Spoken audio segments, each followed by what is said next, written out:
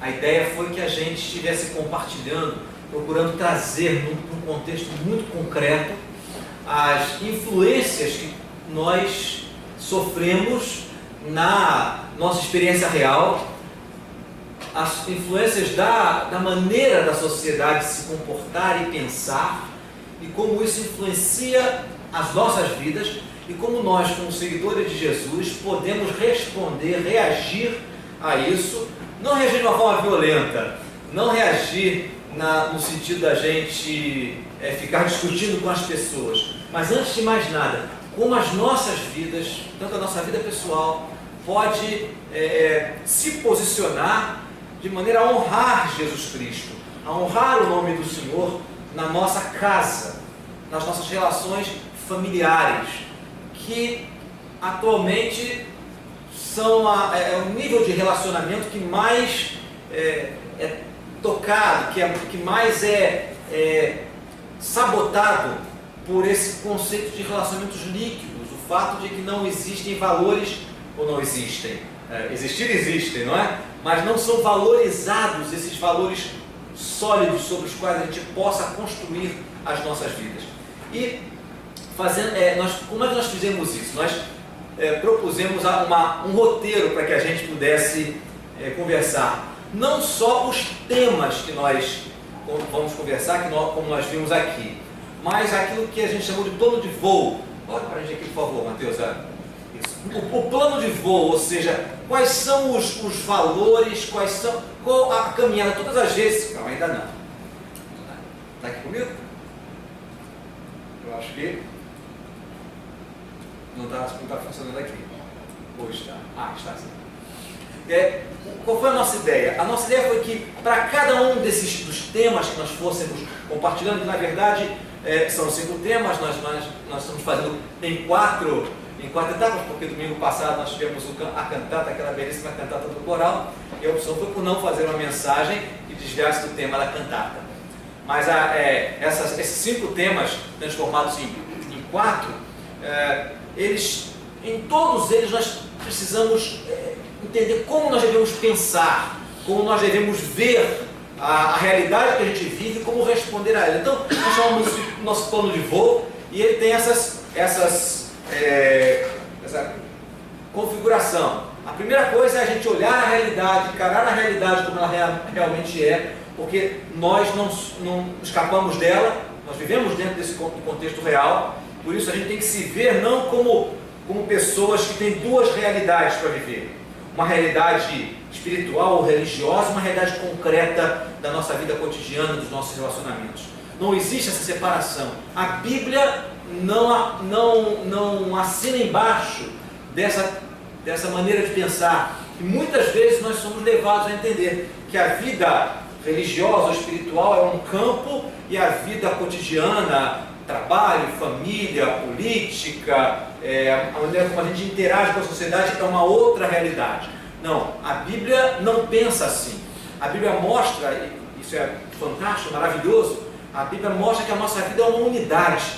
Não existe essa esquizofrenia. E a gente se preocupa com um aspecto numa determinada ocasião e está totalmente separado de um outro contexto. Não, nós somos uma coisa só. Então a gente vive essa realidade. A gente precisa refletir sobre isso. Olhar a realidade com honestidade, com bastante transparência. Lembrando que a gente tem vivido esse bombardeamento e essa questão da diluição dos valores. E a gente olha para a sociedade, olha para a nossa realidade, olha como a gente interage, e aí a gente precisa passar a pensar como Jesus. Ouvir Jesus falar. O que o Evangelho, quando a gente fala Jesus, não são apenas as palavras de Jesus, mas é a Escritura. Toda a Escritura fala a respeito de Jesus. Então, quando nós olhamos as Escrituras, nós estamos ouvindo Jesus, estamos vendo Jesus falar. Mesmo que seja no Antigo Testamento, e o nosso texto de hoje vai ser no Antigo Testamento, nós temos o privilégio de ouvir aquilo que o Senhor tem a nos dizer. Jesus é Deus Filho, pessoa da Trindade, segunda pessoa da Trindade, e foi efetivamente a Trindade que inspirou as Escrituras. Então a gente escuta Jesus falar, a gente corre para aquele que gerou a vida, para aquele que nos ensinou as bases do relacionamento, e diz assim: Senhor, o que o Senhor tem a nos dizer? Nós estamos aqui prontos, dispostos, com a nossa atenção focada no Senhor. Todos os dias nós somos atraídos, a nossa atenção é atraída para outras coisas, mas nós estamos aqui com a nossa atenção focalizada, concentrada no Senhor, perguntando: nosso Senhor, o que o Senhor tem a nos dizer sobre isso? A gente quer ouvir, a gente quer aprender, a gente quer viver como o Senhor quer. Então voltar a nossa atenção para Jesus, e a partir daí fazer o confronto, que nós estamos chamando de julgar a cultura. Julgar aqui, como falei para você, não tem esse conceito de brigar, de discutir, mas julgar no conceito mais puro e mais legítimo da palavra, que é avaliar a cultura a partir de Jesus Cristo. Muitas vezes, e é muito normal, que o caminho que se faça, generalizadamente falando, é o contrário. Julga-se a palavra de Deus, julga-se a pessoa de Cristo através da cultura. Essa semana eu vi uma reportagem na internet de uma pastora canadense, acho que alguns de nós recebemos, circulou, acho que no nosso grupo de liderança da igreja, uma pastora canadense de uma denominação que na verdade é uma fusão de denominações tradicionais, inclusive presbiteriana, da Igreja Unida Canadense, que ela simplesmente disse que não crê em Deus. Isso mesmo. Uma pastora protestante que disse, se declarou ateia. Vai brigar para não ser mandada embora da igreja. Como é que pode, né? Como? Ela está procurando, né? Quer ser mandada embora da igreja. Bom, mas por quê? Qual é o fruto disso? É exatamente a contramão dessa nossa proposta, que é a proposta bíblica. E ela diz o seguinte: a ideia de Deus é uma ideia que não condiz com a sociedade. O que nós estamos tentando fazer é tornar a religião mais realista. Essa é a argumentação dela. Nós não concordamos, mas muitas vezes nosso comportamento na prática é assim. Nós vivemos o dia a dia e aí tentamos adaptar os valores bíblicos às situações que nós vivemos. E o evangelho fica diluído. O caminho daquele que segue a Cristo, daquela pessoa que segue a Jesus, é exatamente o contrário. Nós avaliamos a cultura, julgamos a cultura a partir da palavra de Deus, aquilo que Jesus diz, aquilo que o evangelho diz, aquilo que as escrituras dizem. Então o nosso desafio é essa é a nossa rota, esse é o nosso plano de voo. E uma vez julgando a cultura, e quando a gente fala de julgar a cultura, vamos lembrar uma coisa: nós não estamos julgando a eles. Isso não interessa para nós. Não interessa para a gente julgar o comportamento dos outros.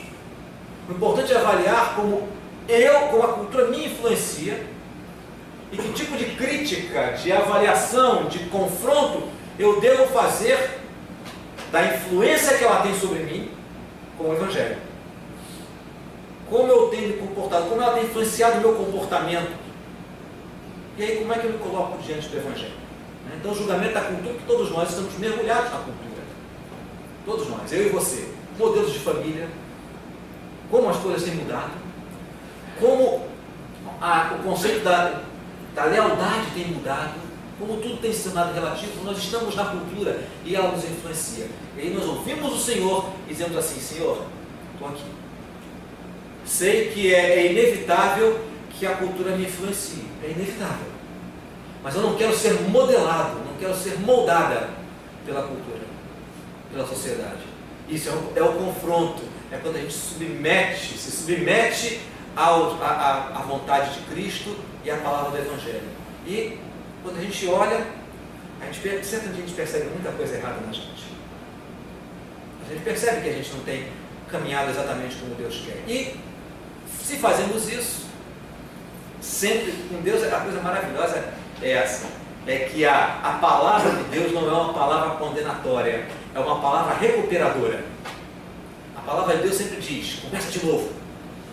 começa de novo.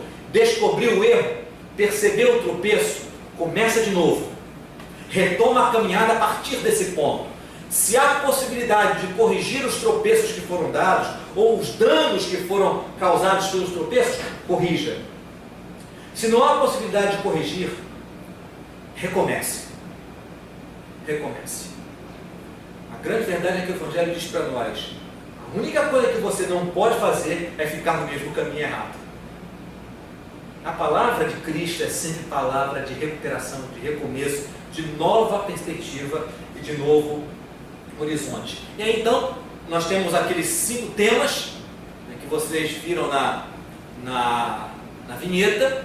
Desses 5 temas, 2 já foram analisados, compromissos solúveis e vínculos diluídos. E hoje nós estamos fazendo um trabalho conjunto. Oh, perdão. Foi aí ou foi aqui que desligou? Foi aqui?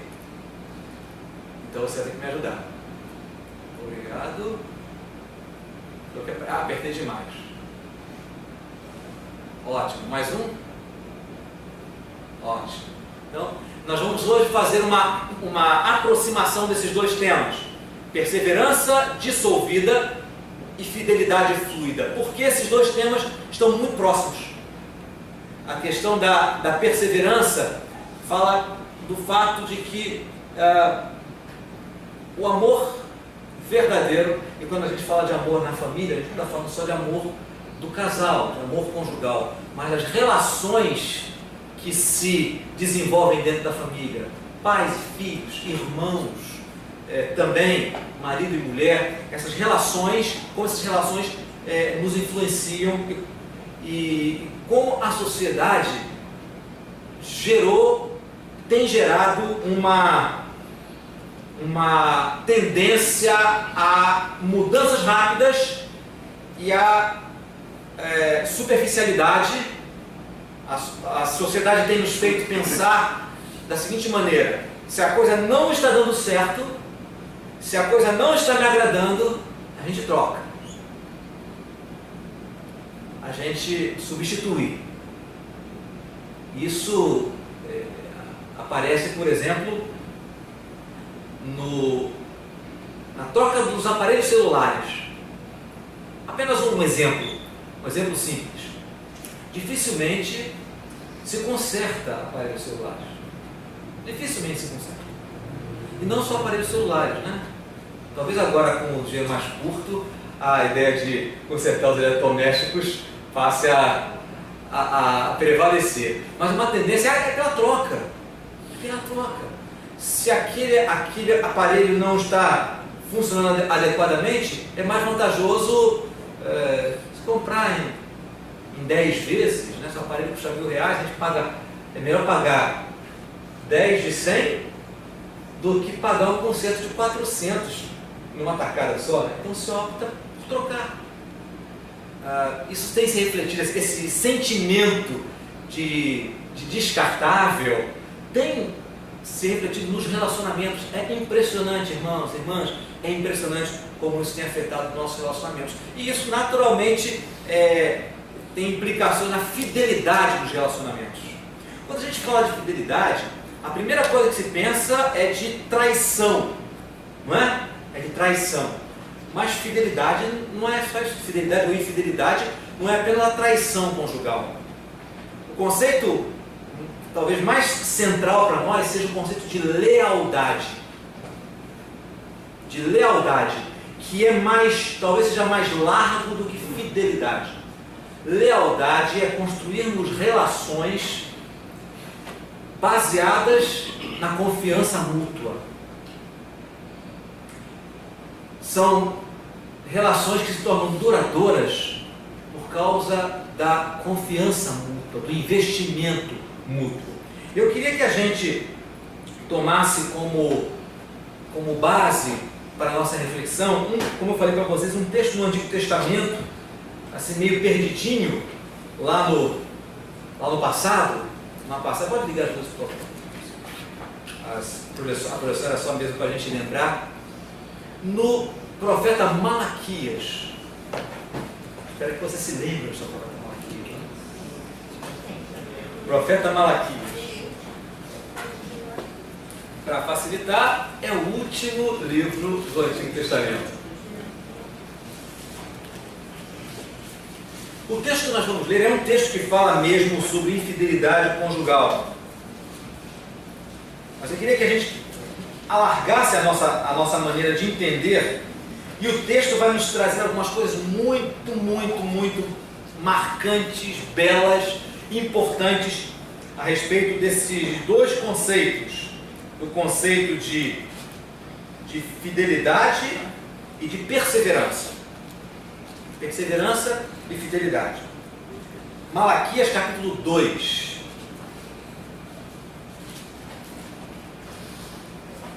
Vamos ler alternando do versículo 10 ao versículo 16.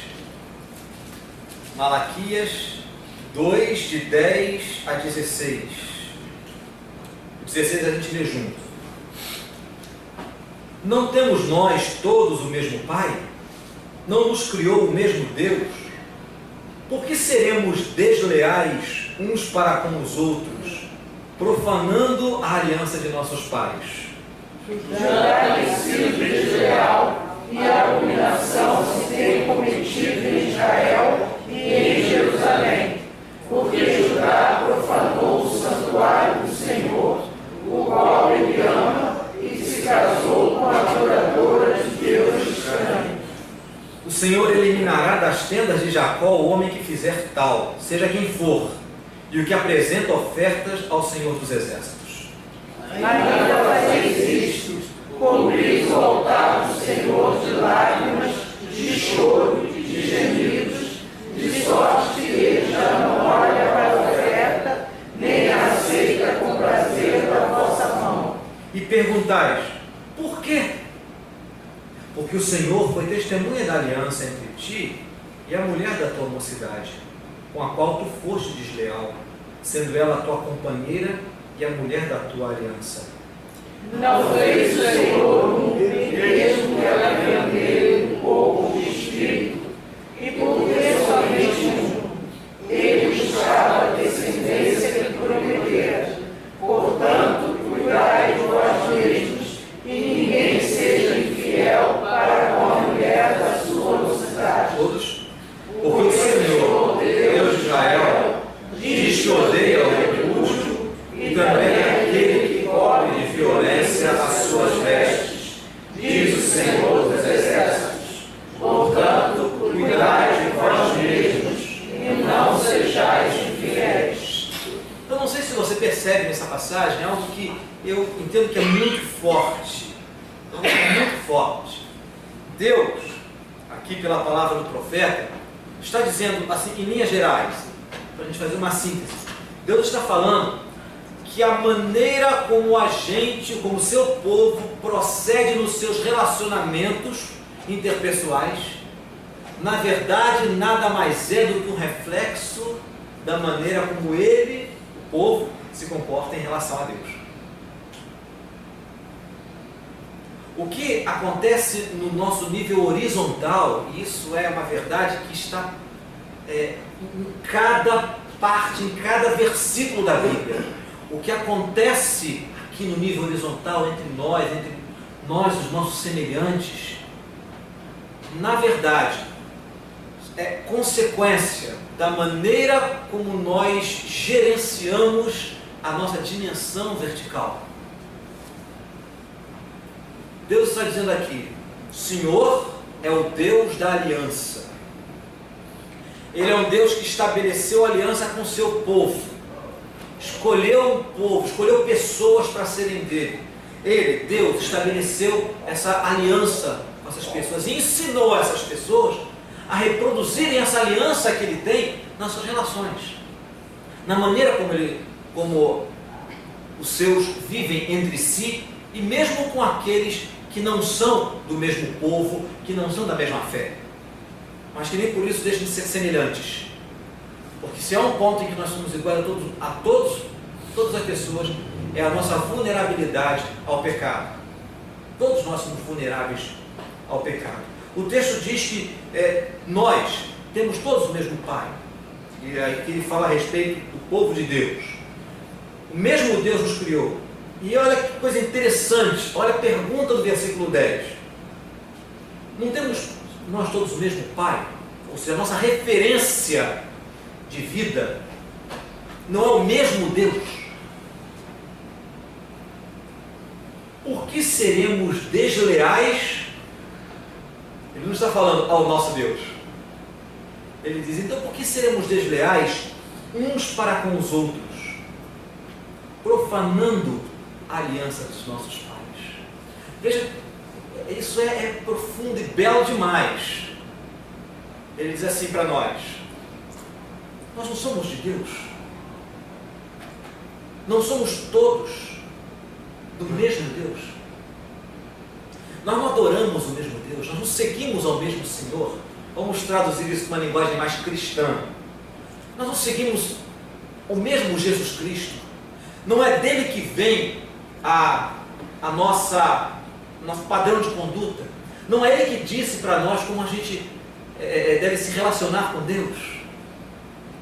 E a pergunta do Espírito Santo é, por que então que nós seremos desleais uns para com os outros? Algumas verdades, como eu disse para você, caminham por todas as páginas da Bíblia. E uma das realidades, uma das verdades que está semeada pelas páginas da Bíblia é o fato de que todas as pessoas, sejam elas cristãs ou não, todas as pessoas, consciente ou inconscientemente, desejam profundamente viver relacionamentos que nos completem. É claro que nós estamos falando de pessoas saudáveis, nós estamos falando dos desvios de personalidade que existem. Mas na esmagadora maioria, todo mundo procura relacionamentos que completem a sua vida. Isso acontece porque aquele que nos fez para o relacionamento. Deus nos criou para nos relacionarmos. Em primeiro lugar com Ele. E em segundo lugar com o nosso semelhante. E algo que a gente sempre tem que ressuscitar, tem que trazer à tona, é voltar lá na estrutura inicial que Deus propôs. Deus, ao criar homem e mulher, criou os seus primeiros filhos nessa mão dupla de relação, com Ele e um com o outro. Mesmo tendo a Ele, era fundamental que houvesse um semelhante. Por isso Deus criou a mulher. E nós fomos feitos para o relacionamento vertical e horizontal. E curiosamente, o pecado, a queda, foi exatamente a quebra do relacionamento. Desse relacionamento autêntico, relacionamento puro, leve com Deus, representado pela nudez. Muito interessante isso. A leveza, a verdade, a transparência, a proximidade, ela é representada lá na narrativa do Gênesis pela nudez. É curioso como o texto bíblico faz questão de dizer, depois que Deus cria o homem e a mulher, há uma notinha, parece uma notinha, né? Não é uma nota, mas está no final do capítulo, diz assim, ora, o homem e a mulher estavam nus e não se envergonhavam. O relacionamento de transparência, tanto entre homem e mulher, como dos dois com Deus, é retratado pela nudez, pela vulnerabilidade. E o que acontece é que a primeira providência que o homem e a mulher tomam quando rompem a relação de lealdade com Deus é se vestir, é cobrir a sua nudez. Aquela passagem, aquele pequeno versículo que diz que eles estavam nus, não se envergonhavam, foi absolutamente transformado, mudado, distorcido. Aquela realidade foi distorcida. Adão, quando é interpelado por Deus, diz assim, eu ouvi a tua voz no meio do jardim, eu vi que eu estava nu e me escondi.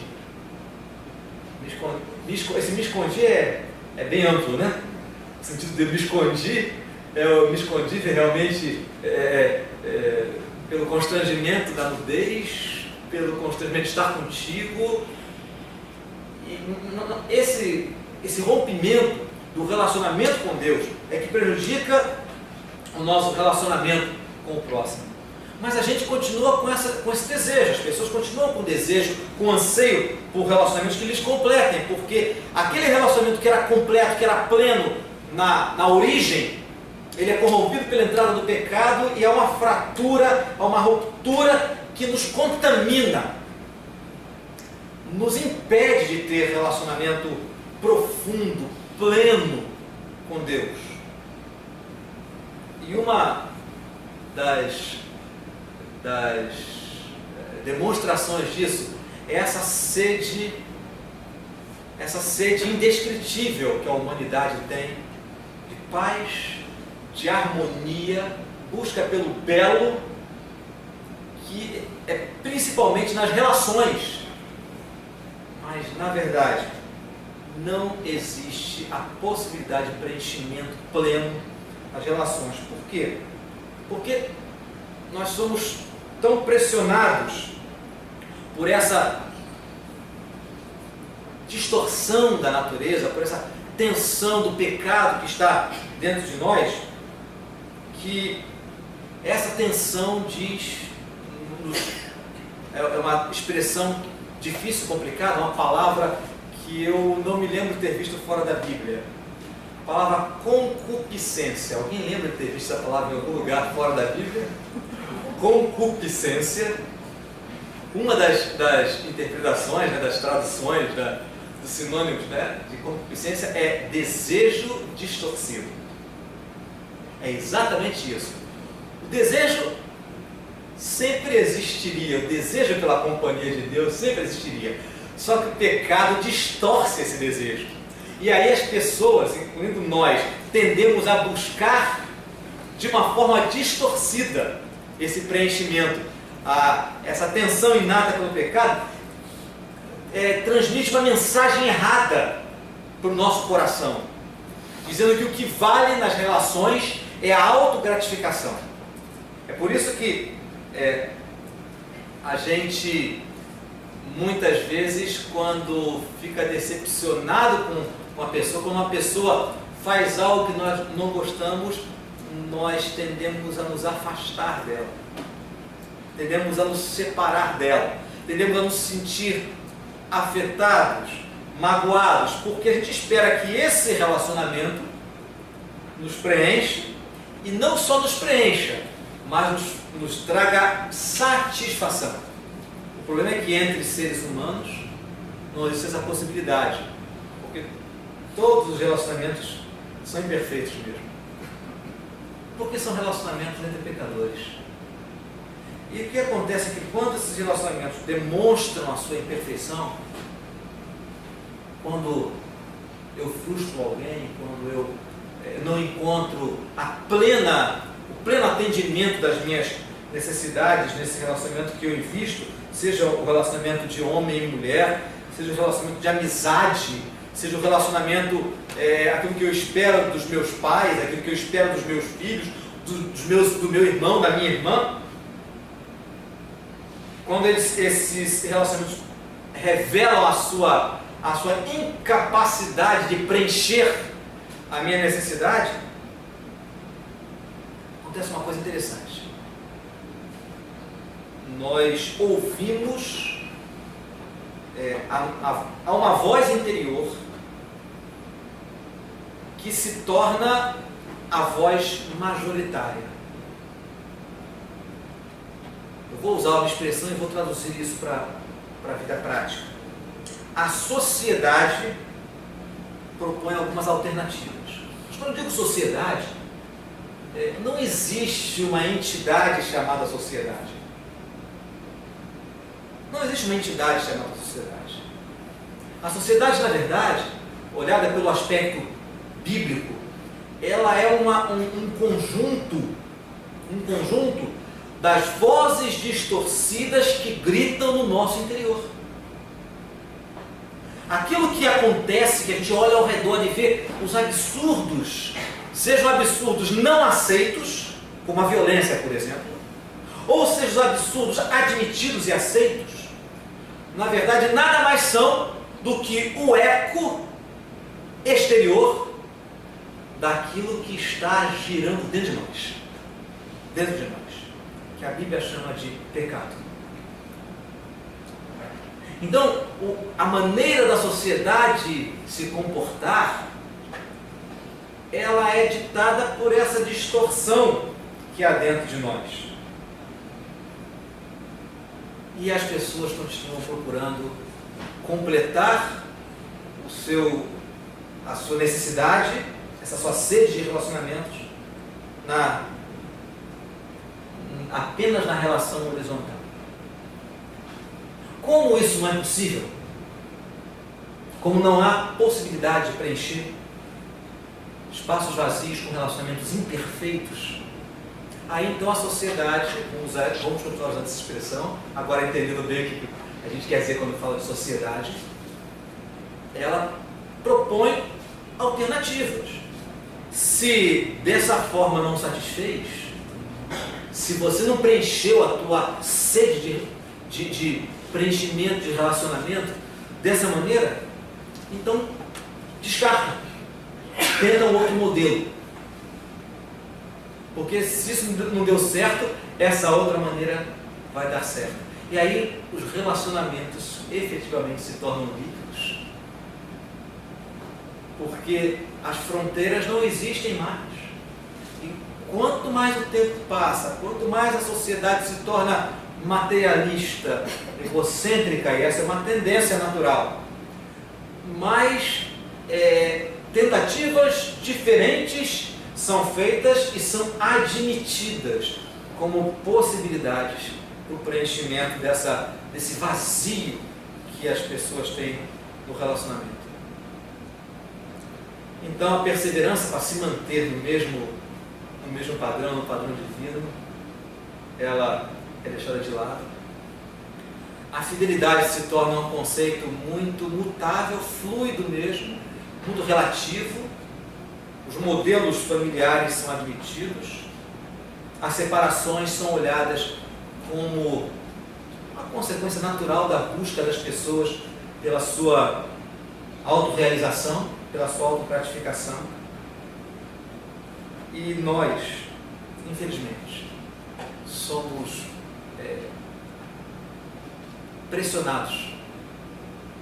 pressionados a aceitar esse padrão de comportamento. O problema é que nós vamos em busca de algo que não sacia a nossa sede.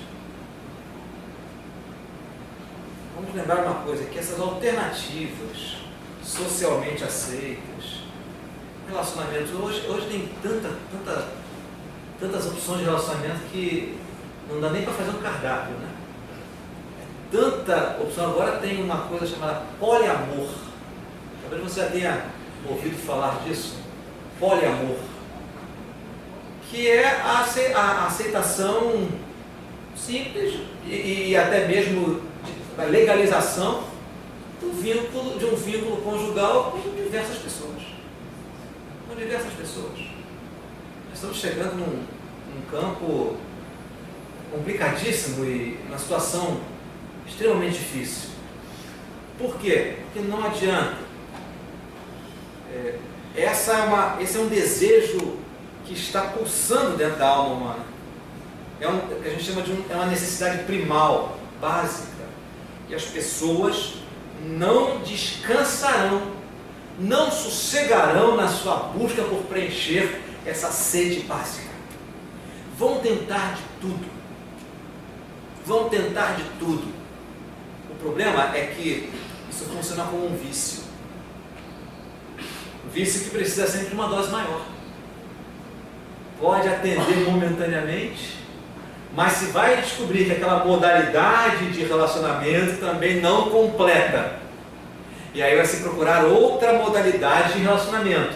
Outro relacionamento. Seja o relacionamento homoafetivo, heterossexual, a poligamia, enfim. vai-se sempre procurar outro tipo de relacionamento. Porque nada é capaz de saciar a sede do coração humano, a não ser um retorno ao relacionamento original. Nada é capaz de saciar a busca humana. E aí então chega até nós a palavra do Senhor, que diz para nós que quando nós buscamos, admitimos outras maneiras de nos relacionar, de expressar nosso afeto e encontrar preenchimento, quando nós admitimos outros modelos como simples, como naturais, como uma evolução natural da sociedade, na verdade nós estamos rompendo uma aliança. Não só uma aliança com o nosso próximo, mas estamos rompendo uma aliança que nos foi legada por Deus. Não existe nenhum relacionamento humano capaz de ocupar o espaço que é exclusivo de Deus. As Escrituras dizem que o nosso Deus é o Deus da aliança, e é interessante porque você olha a Bíblia no Antigo e no Novo Testamento, a palavra dos profetas, a palavra dos apóstolos, a palavra de Jesus Cristo, traz para nós o relacionamento conjugal como a ilustração da relação de Deus com a gente. Por isso é importante nós voltarmos às Escrituras. Não é uma questão cultural, pelo contrário, é uma questão básica. Deus estabeleceu uma aliança de lealdade com o seu povo lá na antiguidade. Deus estabeleceu uma relação de aliança, de lealdade. O amor de Deus tem sido perseverante com o seu povo na antiguidade e hoje. O amor de Deus não muda. Deus é um esposo fiel. Essa é a ilustração da vida do profeta Oséias. Era um outro texto que a gente poderia usar aqui, só que o texto de Oséias é mais longo, não é? Oséias, ele foi uma metáfora, uma ilustração da relação do amor de Deus, do amor perseverante, teimoso, até mesmo sofredor de Deus em favor de Israel. Deus diz para Oséias: Oséias, você vai casar-se com uma prostituta. Você vai resgatar essa prostituta da prostituição. E ela vai te trair, Oséias. Mas você vai permanecer leal, fiel a essa aliança que você estabeleceu com ela, mesmo que ela rompa essa aliança com você. Isso serviria de ilustração para Israel pudesse entender como é triste a quebra da aliança. Irmãos e irmãs, o Evangelho traz isso para a gente. É aí que está em destaque o lugar do Evangelho nos nossos relacionamentos. Através do Evangelho nós fomos feitos povo de Deus. Se o Evangelho não tivesse chegado até nós não ouviríamos a mensagem da aliança de Deus para o seu povo. Nós não teríamos recebido os valores de Deus sobre as nossas vidas. O Evangelho traz para nós a verdade de que esse amor de Deus é perseverante. Ele estabeleceu uma aliança de amor, de lealdade, de fidelidade, de perseverança com a humanidade caída e especificamente conosco, com o seu povo. Ele fez isso. Ele se colocou voluntariamente, se mantém perseverante, vai se manter perseverante a vida inteira. E aí então ele diz para mim e para você: seja nas suas relações como eu sou com vocês. Sejam na sua relação de amor, e aqui como estamos falando especificamente da família, de forma mais especial da família, nesse mês de maio, que é o mês que normalmente nós enfatizamos isso, ele está dizendo, nos seus relacionamentos, na sua família, não apenas no relacionamento conjugal, marido e mulher, mas nos laços que existem na família, reflita o meu amor por você, a minha lealdade por você, a minha perseverança, o meu amor teimoso. O meu amor teimoso por você. O meu amor perseverante por você. Isso nunca foi fácil, porque nós somos humanos e pecadores. Mas há uma coisa importante. Embora a gente saiba da nossa limitação, do nosso pecado, da nossa tendência à infidelidade, chamamos de infidelidade não só a traição conjugal, nós chamamos de infidelidade aquilo que quebra a aliança, os laços dentro do lar, os laços de proximidade. Eu não posso responder pelo outro, mas posso responder por mim. Posso falar por mim, não posso falar pelo outro. O Evangelho ensina muito bem isso, que eu sou responsável pelas minhas atitudes, pelos meus comportamentos, não pelos comportamentos dos outros. Mas o que o Evangelho diz é que nós somos inclinados à infidelidade. E exatamente por isso, nós precisamos nos lembrar de sermos fiéis ao Senhor. Porque toda infidelidade humana,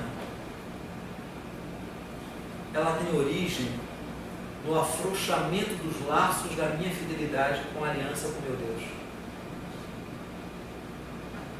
É exatamente quando eu digo assim: estou investindo nesse relacionamento que não vai para frente, que não dá certo. Eu não vou investir mais nisso. Eu vou jogar tudo para o alto e vou partir para outro. Estou buscando a minha autogratificação. E aí Deus olha para mim e diz assim: eu tenho sido fiel com você, mesmo quando você vira as costas para mim. Eu tenho insistido em te amar, mesmo quando você se esquece de mim. Agora mesmo que você está se esquecendo de mim, querendo abrir mão dos valores que eu te dei, eu continuo a te amar. Não vou voltar as costas para você. E aí a palavra de Deus, o Evangelho diz para nós o quanto Deus nos amou e como Deus foi perseverante e fiel até o fim. As Escrituras dizem o seguinte: que Jesus, tendo amado os seus, amou-os até o fim, amou-os até a cruz. E nós somos chamados para seguir os seus passos.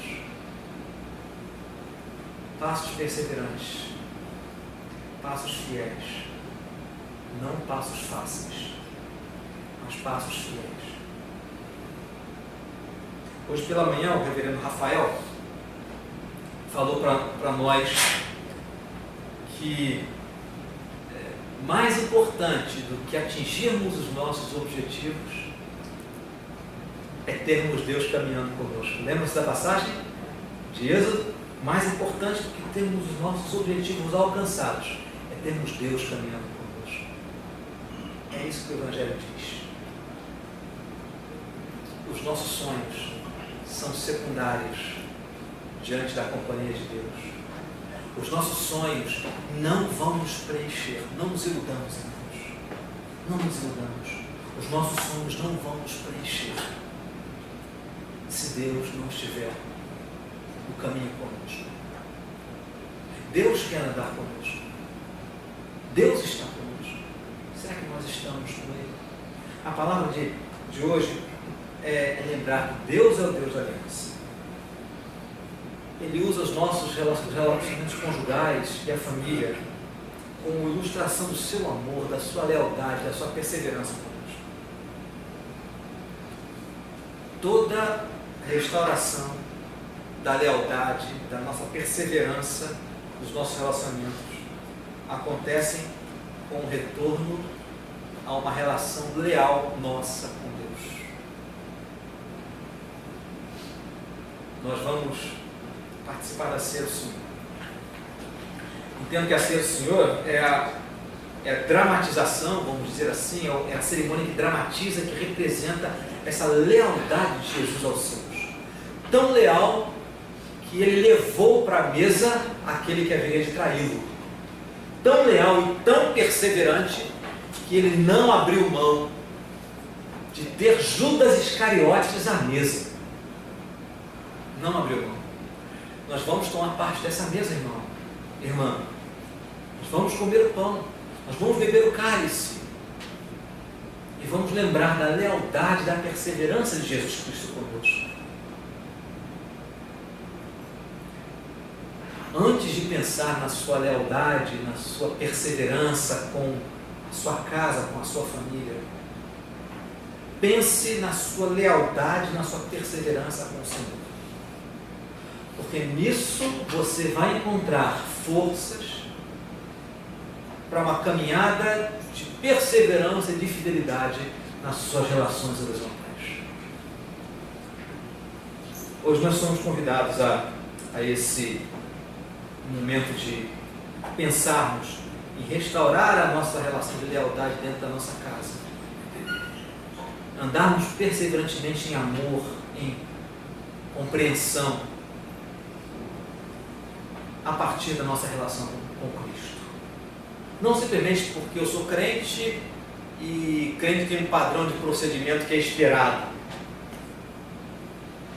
mas porque eu entendo dentro do meu coração, fundo do meu ser, que perseverança e lealdade é o que o Senhor tem na sua aliança comigo.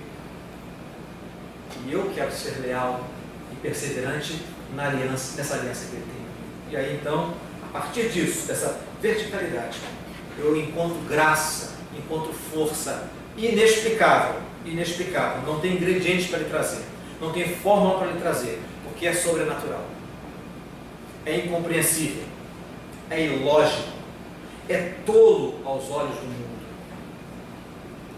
A perseverança no modelo que Deus nos deu é tolo, sim, mas não dá para explicar se a gente não vivencia. Então vamos buscar o Senhor juntos. Nós vamos ter esse nosso momento de oração individual, de oração pessoal. Nós todos temos lutas, temos batalhas. Quer chamar a nossa equipe aqui para nos conduzir esse cântico cada instante. Nós temos as nossas batalhas relacionais, mas lembre que força para ser vitorioso nas batalhas nós encontramos na graça de Jesus Cristo. Então nós vamos nos colocar aos pés do Senhor. É aos pés dele que nós encontramos a graça que a gente precisa. Mas que haja essa perseverança, esse desejo verdadeiro de andarmos com Ele, de vivermos com Ele. Então vamos cantar cada instante, depois vamos ter um tempo de silêncio e oração pessoal, buscando ao Senhor, nos prepararmos para partilharmos a ceia.